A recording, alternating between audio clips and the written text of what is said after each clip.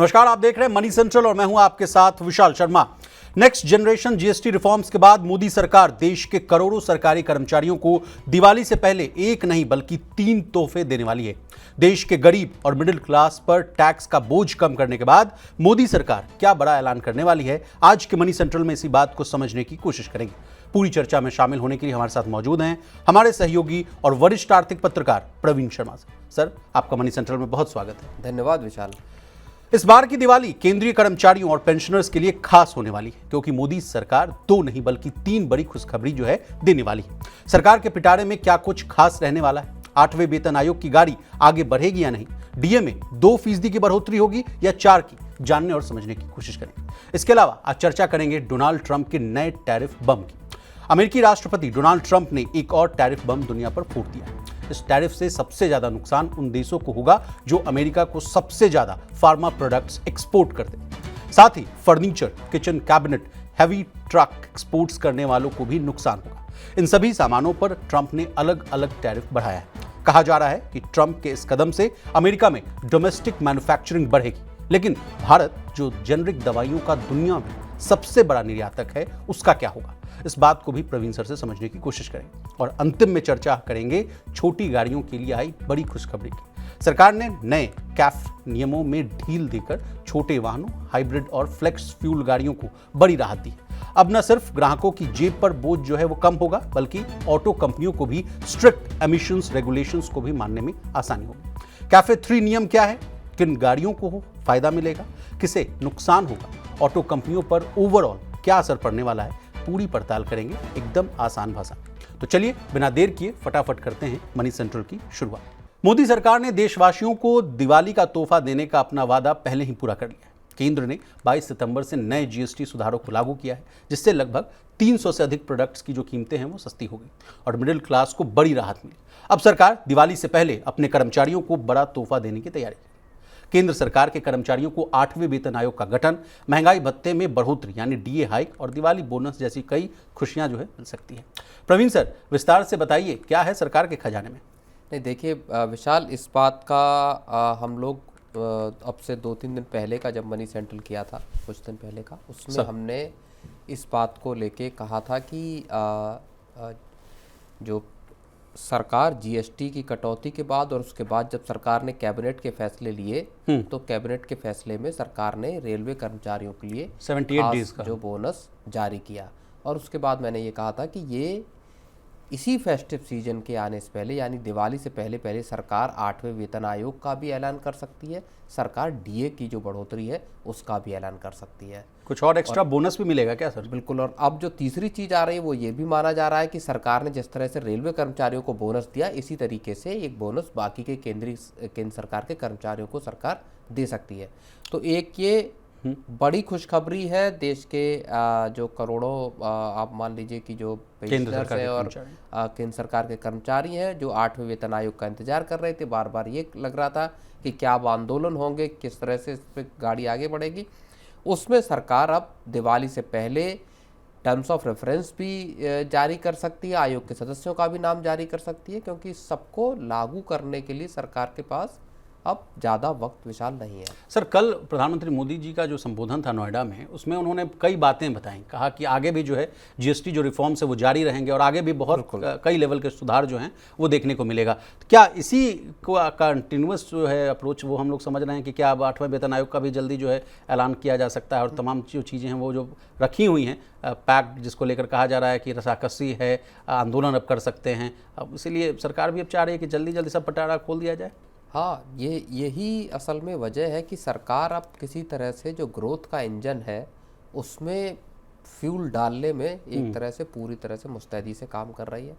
और अब चूंकि सरकार ने जीएसटी की बड़ी कटौती की है, उसमें जो लॉसेस हैं या जिसे रेवेन्यू इम्प्लीकेशन सरकार कहती है, वो जाहिर तौर पर सरकार को झेलना पड़ सकता है। और ऐसे में सरकार अब तैयार है कि ठीक है, खजाने को थोड़ा बहुत झटका और सही, लेकिन जो कंजम्पशन का बूस्ट मिलेगा उससे हो सकता है कि सरकार का जो रेवेन्यू का जो लॉस हो रहा है, हो सकता है वो सरप्लस में चला जाए, उससे ज़्यादा कहीं फ़ायदा हो।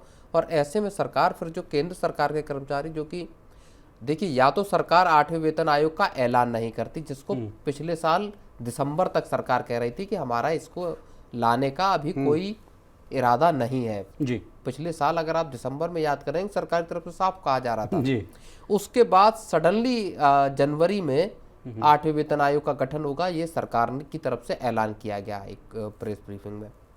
और तब से वो पूरी गाड़ी ठहरी हुई है कि तब से अब तक पूरा साल खत्म होने को आ गया, लेकिन अभी तक इसमें एक कदम भी आगे नहीं बढ़ाया गया।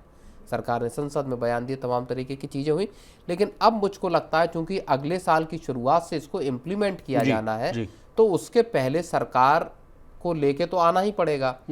तो सरकार ये मुफीद मौका मान सकती है कि अब आप इसको फेस्टिव सीजन से ठीक पहले ले आइए, तो जो जश्न का माहौल है, फेस्टिव सीजन की जो मिठास है वो और बढ़ जाए। जी जी जी। तो लगता है सर कि बहुत जल्द लगता है कि डीए हाइक वाला भी जो है खुशखबरी वो भी मिल जाएगा। कहा जा रहा है सर कि 3% इस बार बढ़ने की आशंका है। CPI all India workers association वाला जो है सीपीआई AW वाला जो आंकड़ा है, उस पर बेसिस पर जो डीए का आकलन होता है सर, उस पर भी कहा जा रहा है कि उसके भी नंबर्स जो हैं बहुत अच्छे आ रहे हैं। तो इस बार जो पिछले बार 2% बढ़ा था सर, लेकिन इस बार उम्मीद की जा रही है कि थोड़ा सा उसमें भी बढ़ोतरी होगा। 3% इस बार करने की बात आ रही है कि 3% कर सकती है सरकार। जो 55% है अभी तक, उसको 58% करने का इरादा दिखाई दे रहा है सरकार का। जी। अब सर बोनस वाला बात भी थोड़ा समझा दीजिए सर। कहा जा रहा है कि प्रोडक्शन लिंक्ड के तहत जो बोनस देने की वाली बात है, वो भी मिल सकता है सर, जो तीसरी ये भी इसी वजह से ये और ख़ास हो रही है, क्योंकि सरकार को देखो जो बोनस है या जो डीए है, उसको आपको दिवाली से पहले जो कर्मचारी हैं उनके खाते में डालना है। तो जब ये दो चीज़ें अगर आपके खाते में है, तो सरकार फिर तीसरा जो सबसे बड़ा ऐलान है 8वें वेतन आयोग का, वो इसके साथ ही सरकार ऐलान कर सकती। हो सकता है दशहरे पे, या हो सकता है उसके अगले 1-2-4 दिन के भीतर सरकार इसको इसका जो है वो अधिसूचना जारी कर सकती है, नोटिफिकेशन आएगा, और उसके साथ उसमें सदस्यों का, स्टाफ का, बाकी चीज़ों का और टर्म्स एंड ऑफ रेफरेंस का भी जिक्र होगा। अब बात हो रही है सर सैलरी पेंशन की, तो सर पेंशन को लेकर भी आपसे कुछ टिप्पणी चाहते हैं। जिस तरह से जो राड़ छिड़ी हुई है सर यूपीएस को लेकर, एनपीएस को लेकर, ओपीएस को लेकर, तो उस पर भी 1-2 लाइन का कुछ आप नहीं, बिल्कुल। यूपीएस के देखिए काउंटडाउन चालू हो गया है। आप समझिए कि आज 26 तारीख है, 4 दिन बचे हुए हैं, 30 तारीख को डेडलाइन है। 30 तारीख के बाद कोई भी केंद्र सरकार का कर्मचारी यूपीएस को ऑप्ट नहीं कर पाएगा। जिन्होंने यूपीएस ऑप्ट कर लिए, जो शिफ्ट हो गए, उनके पास जरूर ये ऑप्शन है कि वो अब दोबारा रिवर्स माइग्रेशन करके एनपीएस में आ जाए। तो सरकार इसको भी आंकड़ों को देखेगी कि यूपीएस का परफॉर्मेंस या रिस्पॉन्स जो है ओवरऑल, वो इतने दिनों में 6 महीने, एक तरह से मान के चलिए 6 महीने में यूपीएस का रेफरेंस जो रिस्पॉन्स है वो किस तरह का रहा है। और ये सरकार को, मैं एक चीज़ और बता दूं, ये सरकार को फिर पेंशन को लेके जो पूरी की पूरी मुहिम है उसको बदलने का भी सरकार के लिए मजबूरी की बात हो सकती है। एक और महत्वपूर्ण बात है कि इसी 10-11 अक्टूबर को, 10 से 12 अक्टूबर को पीएफआरडीए की बैठक है। एनपीएस को लेके बड़े बदलाव भी जो है, एनपीएस में इन्वेस्टमेंट किस तरह से होंगे, किस तरह से ज़्यादा रिटर्न दिए जाएं, इसको लेके भी कुछ बड़े फैसले वहाँ पे हो सकते हैं। तो सर ज़्यादा रिटर्न के लिए क्या किया जा सकता है? उसको मार्केट लिंक किया जा सकता है, या कहा जाए कि गोल्ड और ये तमाम जो कमोडिटीज़ है, जिन चीज़ों को हमने भी कई बार डिस्कस किया, और उसको ज़्यादा कम्पिटिटिव बनाने की कोशिश की जा सकती है। और ये इस वजह से भी सरकार यहाँ पे भी बड़ा फैसला ले सकती है, क्योंकि चूंकि यूपीएस में ज़्यादा लोग नहीं गए, तो अब अगर एनपीएस को ही रखना है, ओपीएस को सरकार कह चुकी है कि हम वापस लेके आने वाले नहीं है, तो एनपीएस में सरकार फिर ये कोशिश करेगी कि ये इतना अट्रैक्टिव हो कि फिर पेंशन को लेके कोई डिमांड हमारे सामने ना आए। सर इतनी उहापोह की स्थिति रहती है पेंशन को लेकर, ओपीएस, एनपीएस, यूपीएस, एक और कहा गया कि अम्ब्रेला स्कीम लाया जाएगा। और फिर उसके अलावा भी अगर आप देखिए अटल पेंशन योजना, तमाम तरह के व्यय वंदन योजना करके भी है, व्यय वृद्ध वाला भी योजना चल रहा है सर। तो इन सबको अगर मिलाकर कुछ एक सरकार क्यों नहीं, मतलब जैसे 1 नेशन 1 टैक्स करते हो आप, बिल्कुल उसी तरह का 1 नेशन 1 पेंशन टाइप का कुछ ये होना चाहिए। सरकार ने जो बहुत कॉम्प्लेक्स सिस्टम जो बना हुआ है पूरा पेंशन को लेके, इन्वेस्टमेंट को लेके लोगों के, उसमें इसको पूरा सिंप्लीफाई, और ये भी हम बात पहले कर चुके हैं अपने मनी सेंट्रल में, कि इसको पूरा सिंप्लीफाई करने की जरूरत है पूरे पेंशन की व्यवस्था को। नहीं, आप यूपीएस आप लाते एक- हो सर, और बिल्कुल। यूपीएस का कैलकुलेटर लाते हो, और उसको प्रचार करने के लिए आप तमाम जो मास कम्युनिकेशन का जो टूल्स है उसका इस्तेमाल करते हो कि भैया मैंने ले आया है, आप इसको चेक करिए, आपको पता चल जाएगा कितना सैलरी मिलेगा, कितना पेंशन मिलेगा। उसको भी लोग ऑप्ट नहीं कर पाते हैं। तो इतनी फजीहत करने से अच्छा एक सिस्टम रहेगा, उसको समझाना ज़्यादा आसान है ना सर। नहीं, बिल्कुल। देखिए, ये पूरा जो कॉम्प्लेक्सिटीज़ हैं पेंशन को लेके, लाखों जो करोड़ों लोग हैं, उनके लिए आप एक जैसी व्यवस्था बना सकते हैं। सरकार की भी मगजमारी कम होगी, पूरा जो दुनिया भर का स्टाफ और लोग और सरकारी ब्रेन स्टॉर्मिंग होती है वहाँ आपको कम करना पड़ेगा। एक जैसे रूल्स बनाइए, एक स्कीम ला दीजिए, सबके लिए उसको एप्लीकेबल बना दीजिए। आप जितना कंट्रीब्यूट करेंगे उतना रिटर्न मिलेगा, इस हिसाब का अगर कोई फार्मूला बन सकता है वहाँ लेकर आइए। दुनिया भर की चीज़ों को हटाइए। सुनने में ये भी आया था कुछ वक्त पहले कि एक यूनिवर्सल पेंशन स्कीम सरकार लाना चाहती है, वो बाकी के लोगों के लिए होगा। तो इतनी स्कीमें लाना, उनको मैनेज करना, उनकी कॉस्टिंग, उससे बेहतर है कि आप एक स्कीम सबके लिए लेके आए जो कि सबकी ज़रूरतों को पूरा कर पाए। चलिए सर, आगे बढ़ते हैं। अमेरिका के राष्ट्रपति डोनाल्ड ट्रंप ने एक बड़ा ऐलान किया है। उन्होंने कहा कि 1 अक्टूबर 2025 से विदेश से आने वाली दवाओं, फर्नीचर, किचन कैबिनेट और हेवी ट्रक्स पर भारी टैक्स लगेगा। उनका कहना है कि ये कदम जो है अमेरिका में नौकरियां बढ़ाने और लोकल फैक्ट्रीज को मजबूत करने के लिए किया गया है। लेकिन इससे दवाओं और अन्य चीज़ों की कीमतें बढ़ सकती हैं, जिससे आम लोगों को परेशानी हो सकती है। प्रवीण सर, अमेरिका में हर साल विदेश से बहुत सारी दवाइयाँ आती हैं। साल 2024 की अगर मैं बात करूं सर, तो अमेरिका ने लगभग 233 बिलियन डॉलर की दवाएं और मेडिकल प्रोडक्ट्स जो थे वो खरीदे। अगर दवाओं की कीमतें दोगुनी हो जाती हैं तो लोगों को तो दवाएं खरीदने में दिक्कत हो सकती है सर। 100 का माल जो है वो 200 में मिलेगा।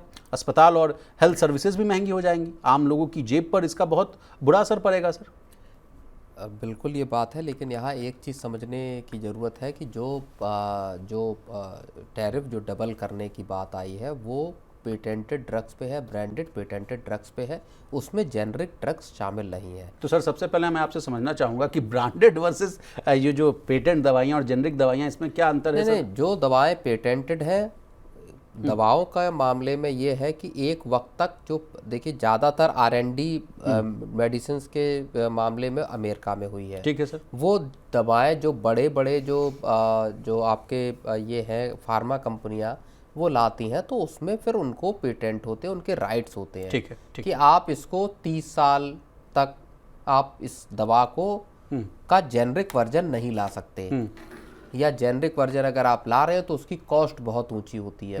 पेटेंटेड ड्रग्स पे हुई तो फिर जैसे मान लो ग्लैक्सो की कोई मेडिसिन है या इस तरह फाइजर की कोई मेडिसिन है, तो वो उनकी पेटेंटेड ड्रग्स हैं, उनको अगर आप बेच रहे हैं तो फिर ऐसी जो दवाएं हैं उन पे आपको, अब जैसे पैरासीटामोल हो गया, अब कभी इसका वो हुआ होगा बुखार की दवाई का, अब वो हर कोई बना रहा है।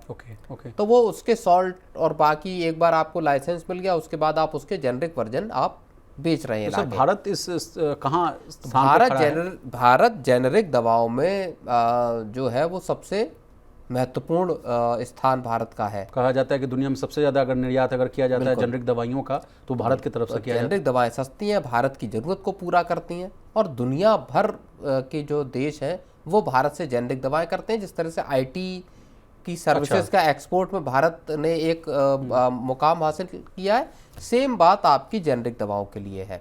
पूरी दुनिया में चाहे सन फार्मा से लेके तमाम तरह की जो इंडियन कंपनीज हैं वो जेनरिक दवाएं बनाती हैं, दुनिया भर में उनको बेचती हैं, क्योंकि उनकी कीमत कम पड़ती है, तो हेल्थ केयर का ओवरऑल बजट जो है वो लोगों का कम आता है।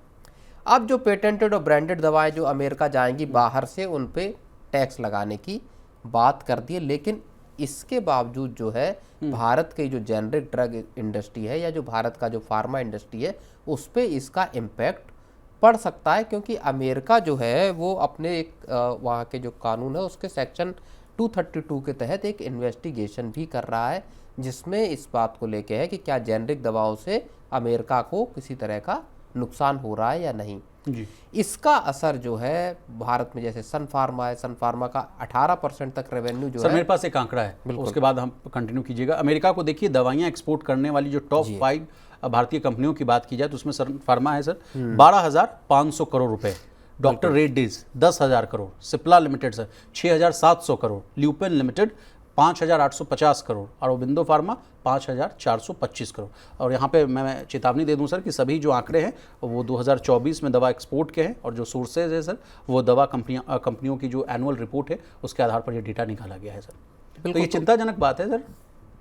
बिल्कुल। तो अब जो अमेरिका में जो इन्वेस्टिगेशन हो रहा है कि क्या ये जेनरिक ड्रग्स जो है अमेरिका की नेशनल सिक्योरिटी के लिए परेशानी पैदा कर सकती हैं, तो इसका असर फिर सन फार्मा जैसी और जो दूसरी कंपनियां हैं जो जेनरिक ड्रग्स का एक्सपोर्ट करती हैं अमेरिका को, वहाँ इन पर एक लिमिटेड असर होगा, ऐसी बातें एक्सपर्ट जो हैं वो कह रहे हैं जी। तो कुल मिला के ट्रंप का जो पूरा अभी टैरिफ का है वो एक तरह से कहें कि हम चीज़ें सुलझी नहीं हैं। पीयूष गोयल अमेरिका थे और उनके वहाँ पे जो बातचीत हुई उसमें ये कहा जा रहा है कि जल्दी ही एक डील दोनों देशों के बीच में हो सकती है, प्रोग्रेस में है डील, इस तरह की बातें आ रही हैं। लेकिन जो अलग अलग तरह के जो नए जो टैरिफ लगाए जा रहे हैं, फार्मा पे टैरिफ लगाएंगे, इसको लेके शुरुआत से बात चल रही थी लेकिन अभी तक उन्होंने लगाया नहीं। अब जो कल एग्जीक्यूटिव ऑर्डर पे साइन किए हैं डोनाल्ड ट्रंप ने, तो ये फिर एक भारत के लिए भी एक बहुत बड़ी चिंता है क्योंकि दुनिया के सबसे बड़े ड्रग एक्सपोर्टर्स में इंडिया है। जी सर, मैं आपसे समझना चाहूँगा, आज ही मैं एक रिपोर्ट पढ़ रहा था, कहा जा रहा है कि इन कदमों से जो है, देखिए मूड एंड माहौल तो जो है समझिए सर कि वो बहुत ख़राब हो रहा है। पहले डराया गया आईटी को लेकर, हायर एक्ट को लेकर भी हम लोगों ने मनी सेंट्रल में चर्चा की थी। उसके बाद कहा गया कि जो H1B वीज़ा वाला मामला है, $1 लाख के आसपास वाला मामला, उसके बाद फार्मास्यूटिकल्स पर। तो करना क्या चाहते हैं सर ट्रंप? वही हर सुबह जब नई सुबह होती है तो पूरे मार्केट से लेके कम से कम दुनिया भर की नज़र इस बात पे होती है कि रात में जो है वो डोनाल्ड ट्रंप ने किस चीज़ का ऐलान किया या कौन से एग्जीक्यूटिव ऑर्डर पे साइन कर दिए, दुनिया पे कौन सी नई आफत आने वाली है। और हर दिन तकरीबन इस तरह की चीज़ें हो रही हैं। अब जब तक देखिए भारत के साथ कोई ट्रेड डील नहीं हो जाती तब तक इन सभी तरह की जो गफलत है, जो कन्फ्यूजन है, ये रहेगा। इम्पैक्ट भारत पर है, भारत की इकॉनमी पे है। ये जो है वो परेशानी की बात जाहिर तौर पर इकॉनमी के लिए है। अब सर लेकिन उसके बावजूद sir kitchen cabinet, bathroom vanity, इन सब पर भी जो टैरिफ लगाना, ये क्या संकेत देता है? इसके अलावा इन टैरिफ लगाने के बाद ये कहना कि इससे हमारा जो डोमेस्टिक जो है फैक्ट्री समझिए, जो मैन्युफैक्चरिंग समझिए, जो इंडस्ट्रीज़ का ये, उसको मैं बचा रहा हूँ, इसलिए मैं ये कदम उठा रहा हूँ। तो क्या या ये जो कदम है सर इसको आप सही मानते हैं? नहीं, देखिए अब कोशिश उनकी यही है कि अमेरिका मैन्युफैक्चरिंग का एक ठिकाना बने, अड्डा बने, वहाँ पे मैन्युफैक्चरिंग हो, अमेरिका में जो चीज़ें बिके वो अमेरिका की बनी हुई हों। जैसा हम चाहते हैं कि भारत में जो भी सामान बिके वो ज़्यादातर भारत का बना हुआ होना चाहिए, आत्मनिर्भर बनने की, स्वदेशी की जो बात है। तो अब अमेरिका वो करना चाहते हैं, लेकिन इसके कितने फायदे होंगे लॉन्गर पीरियड में, कितने नुकसान होंगे? तो सर सब देश अगर ये कहने लगे कि अपने अपने तरफ ही देखो, तो फिर what about the global economy? फिर ग्लोबलाइजेशन का क्या होगा सर? नहीं, बिल्कुल ग्लोबलाइजेशन के रीसेटिंग का ये दौर है विशाल पूरा। और एक वक्त ओपन इकोनॉमी की हम लोग बात करते थे, क्लोज्ड इकोनॉमी की बात करते थे। एक वक्त जो दुनिया ग्लोबलाइज हो रही थी, ग्लोबलाइजेशन का था, अब वही दुनिया प्रोटेक्शनिज्म की तरफ, दरअसल जो अमेरिका कदम उठा रहा है वो प्रोटेक्शनिज्म के कदम है, जो चाइना उठा रहा है वो, या भारत के जो कदम है वो इसी तरह के हैं कि प्रोटेक्शनिज्म है कि हम बाहर से सामान को लाने की बजाय देश की इंडस्ट्री को डेवलप करें। तो ओवरऑल दुनिया को इसका नुकसान होने वाला है। चलिए सर आगे बढ़ते हैं। भारत सरकार की ब्यूरो ऑफ एनर्जी एफिशिएंसी ने 2027 से 2037 तक लागू होने वाले नए कैफ नियमों में बदलाव किए, जिनमें छोटी कारों को खास राहत दी गई। 909 किलोग्राम तक वजन, 1200 सीसी इंजन और 4 मीटर लंबाई से छोटी गाड़ियों को एमिशन कैलकुलेशन में 3 ग्राम प्रति किलोमीटर की अतिरिक्त छूट मिलेगी, जो अधिकतम जो है कहा जा रहा है कि 9 ग्राम प्रति किलोमीटर तक हो सकती है। हाइब्रिड गाड़ियों को पहले की तरह 2 गुना फायदा और इलेक्ट्रिक गाड़ियों को 3 गुना फायदा मिलेगा। साथ ही नया कार्बन न्यूट्रलिटी फैक्टर यानी CNF लाया गया, जिसके तहत E20 पेट्रोल कारों को 8% छूट, CNG गाड़ियों को 5% और फ्लेक्स फ्यूल और हाइब्रिड कारों को करीब 22% तक छूट दी जाएगी। सर इन बदलावों से मारुति जैसी जो कंपनियां हैं उनको कहा जा रहा है कि सबसे ज़्यादा फायदा होगा, जबकि टाटा और महिंद्रा ने इसका विरोध किया। कस्टमर्स को भी छोटी कारें महंगी होने से राहत मिलेगी और हाइब्रिड और फ्लेक्स फ्यूल गाड़ियों के जो है ऑप्शंस बढ़ेंगे। लेकिन प्रवीण सर, चिंता की बात यह है कि इतनी रियायतें मिलने के बावजूद जो है जो पॉल्यूशन वाला मामला है सर, पॉल्यूशन कम करने के असली जो मकसद है उसको हम लोग कमज़ोर करते हुए दिखेंगे। नहीं, देखिए दो सवाल है सर, एक तो छोटी गाड़ियों पर मारुति वाला बताइएगा और दूसरा पॉल्यूशन वाला एंगल है सर। बिल्कुल, देखिए सबसे पहली बात यह है कि जो कैफ़े नॉर्म्स आ रहे थे, जब इसको पहले भी जब हम चर्चा कर रहे थे, जब इनको लाए जाने की बात हुई और उसके बाद मारुति ने अपना विरोध किया कि ये जो है देश में छोटी कारें जो पहले से एक मुश्किल दौर को झेल रही हैं, वो इस पूरे बाज़ार को ठप कर सकती हैं।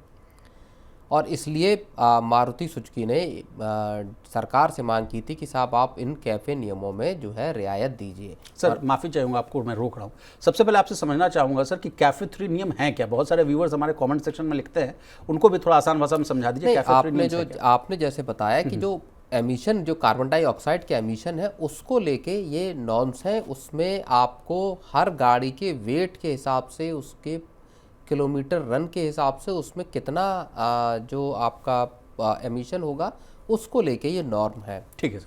और इसमें जो है, जब ये कैफ़े नॉर्म जब आए तो ऐसा लगा कि टाटा महिंद्रा जैसी जो ज़्यादातर जो गाड़ियाँ, बड़ी गाड़ियाँ बनाते हैं, उनको फ़ायदा होगा, छोटी कारें बनाने वाली मारुति जैसी कंपनी को नुकसान होगा। और इसको लेके बड़ी रस्साकसी चली। टाटा और महिंद्रा ने विरोध किया कि नहीं साहब, कोई रियायत नहीं दी जानी चाहिए। आखिरकार अब जो है बीई ने जो रिवाइज्ड जो ड्राफ्ट नॉर्म्स जारी किए हैं कल गुरुवार को, उसमें उन्होंने एक स्पेशल कैटेगरी या स्पेशल एक छूट दी है छोटी कारों को। और ये मारुति के लिए सबसे ज़्यादा फ़ायदेमंद बात है, जो पिछले काफ़ी वक्त से इस बात के लिए परेशान थी कि छोटी कारों की बिक्री आखिर उसकी होगी कैसे। तो बाकी आपने जो क्राइटेरिया बताया कि 909 किलोग्राम का वजन हो, प्लस उसमें मीटर जो है 4000 mm की गाड़ी अधिकतम हो, या आपका लंबाई 4 मीटर से कम सर, इंजन 1200 सीसी का, और किलोग्राम जो है 909 किलोग्राम तक सर। तो सीधे तौर पे मारुति को इसका फ़ायदा होने वाला है। मारुति के लिए ये एक मच अवेटेड रिलीफ है, और इससे देश में फिर छोटी कारों की बिक्री का एक रास्ता साफ होगा। ये भी एक इससे जुड़ी हुई बात है। अब प्रवीण सर, इसके अलावा कहा जा रहा है कि इलेक्ट्रिक और हाइब्रिड जो गाड़ियां हैं, इन्हें भी सुपर क्रेडिट जो है वो मिलेगा। ईवी को कहा जा रहा है कि 3 गाड़ियों के बराबर गिना जाएगा, प्लग इन हाइब्रिड को 2.5 गाड़ियों के बराबर, स्ट्रॉन्ग हाइब्रिड को 2 गाड़ियों के बराबर, फ्लेक्स फ्यूल कार को 1.5 गाड़ियों के बराबर जो है वो काउंट किया जाएगा। देखिए, जो अभी आपने एक बात कही कि पॉल्यूशन का क्या होगा, तो देखिए पहली बात यह है कि देश में जो आईसी व्हीकल्स हैं उनकी बिक्री कम से कम हाल फिलहाल रुकने वाली नहीं है। लाखों करोड़ों व्हीकल हैं जो देश में बेचे जा रहे हैं। जो कैफ़े 3 नॉर्म है ये 2027 से लागू होने, और अगले जो कैफ़े 4 नॉर्म्स हैं ये 2037 तक जाके लागू होंगे। तो कंपनियां कार्बन एमिशन को लेके अपना जो इंजन को ट्वीक करना है। और एक और जो बहुत बड़ी बात है उसमें यह है कि जो पेट्रोल व्हीकल हैं उनमें अब एमिशन को और कम करने की गुंजाइश बहुत कम बची है। ये एक मारुति का खास तौर पे इस बात का तर्क है कि साहब अब इसकी गुंजाइश ही इतनी कम है कि यहाँ से हम और कम कर नहीं सकते। तो अल्टीमेटली अब पॉल्यूशन कितना बढ़ रहा है, और क्या मान लीजिए गाड़ियों का ही पूरा पॉल्यूशन है। जैसे मान लीजिए दिल्ली में आप ग्रैप लगा के हर साल बंद कर देते हैं, BS3 गाड़ियाँ हो गई, या डीजल की BS4 BS5 तक की गाड़ियाँ बंद कर दी जाती हैं चलने से। उसका कितना इम्पैक्ट पड़ता है ओवरऑल पॉल्यूशन पे, ये भी देखने की बात है। फैक्ट्रियाँ चल रही हैं, आपकी डस्ट का पॉल्यूशन है, तो दुनिया भर की वो चीज़ें हैं, उसकी एक असेसमेंट होनी चाहिए, एक लॉन्ग टर्म की उसके हिसाब से पॉलिसी बननी चाहिए। एमिशन में अगर बहुत ज़्यादा बदलाव आईसी जो इंजन वाले जो वो हैं गाड़ियाँ, उनमें अगर बहुत ज़्यादा कम नहीं किया जा सकता, तो फिर इन गाड़ियों का विकल्प क्या है आपके पास, ये एक बहुत बड़ा सवाल है। तो चलिए, आज के मनी सेंटर में बस इतना ही। प्रवीण सर, आपका बहुत शुक्रिया, आपने तमाम विषय को बहुत ही आसान भाषा में विस्तार से समझाने की कोशिश की। तो इसी तरह देश, दुनिया और बिजनेस जगत से जुड़ी तमाम ताज़ा तरीन खबरों के लिए बने रहिए हमारे साथ और देखते रहिए मनी 9।